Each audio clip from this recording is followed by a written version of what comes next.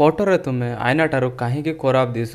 आज आम ये भिडियो आम डिस्कस करवा कि तुम आईना ठारू कहीं तुम खराब दिश तुम फोटोरे जिते तुम निजक आईना देखी था से बहुत ही माने सुंदर दिसता आ फोटो नहीं देखला तुम देख कि नोटिस करब जे भाई एते खराब फोटो এটা କାହିଁକି ହୁଏ ଆମମାନେ ଏଇ ଭିଡ଼ିଓଟିରେ ଆମେ ଡିସ୍କସ୍ କରିବା। ସବୁଠୁ ପ୍ରଥମ ଜିନିଷ ହେଉଛି ଆଇନା ଆଉ କ୍ୟାମେରା ମଧ୍ୟରେ ଡିଫରେନ୍ସ କରିବା। ଆଇନା ତୁମମାନଙ୍କୁ ରିଏଲ୍ ଫେସ୍ ଦେଖାଏ ନାହିଁ, କ୍ୟାମେରା ଆକ୍ଚୁଆଲି ରିଏଲ୍ ଫେସ୍ ଦେଖାଏ। ଯେତେବେଳେ ଠିଆ ହେଇଥିବ ତୁମ ମିରର ସାମ୍ନାରେ ତୁମ ଇମେଜ୍ କା ଦେଖାଇବ, ସେ ରିଫ୍ଲେକ୍ଟ ହେଇକରି ତୁମ ଇମେଜ୍ କା ଦେଖାଇବ, କିନ୍ତୁ କ୍ୟାମେରା ଦେଖାଏ ତୁମର ଆକ୍ଚୁଆଲି ଫେସ୍। ଯେମିତିକି ଅନ୍ୟ ଲୋକ ଦେଖୁଛ ଏବେ କ୍ୟାମେରା ଟକ୍ କରୁଛୁ ତୁମେ ଦେଖୁଛ ମୋତେ, ତ ସେମିତିକା କ୍ୟାମେରା ତୁମମାନଙ୍କୁ ଆକ୍ଚୁଆଲି ଫେସ୍ ଦେଖାଏ। तो एटा कहीं हुए एक्चुअली जेहेतु तुम डेली डे बाय डे देखुच तुम सेम फेस को सेम फेमिलियर नहीं थाए भाई से तुम ब्रेन को लगे एटा भल नुहे।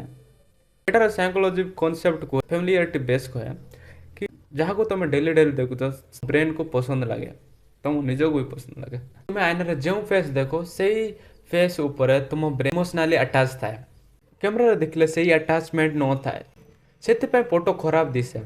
कैमरा एंगल और लेंस प्रोब्लेम अधिकांश फोटो तुम फ्रंट कैमरा उठाऊच बोले तो भल आएबन, क्लारिटी भल आएबन, फोटो भल आएबन। बैक कैमरा सब भल आसता है फ्रंट कैमरा रो मामला रे एंड्रॉयड और आईफोन को डिफरेंस करवा माने आईफोन और एंड्रॉयड भितर आईफोन सब बेटर वीडियो बा फोटो रे भी भल आसता है आउ एंड्रॉयड टिके कम। ए फोटो देखो आईफोन आउ एंड्रॉयड रे केमते डिफरेंस आंकोटी रील्स क्रिएट करबा को चाहूँ इंस्टा रे पोस्ट करबो आउ फोटो भी उठाइबा को चाहूँ तो आईफोन बाय करो जोटा भी हो, आईफोन 17 हो 6 हो जोटा पुराना से पुराना आईफोन काले से भल का आईफोन रे एंड्रॉयड रे एते भल आएब ना।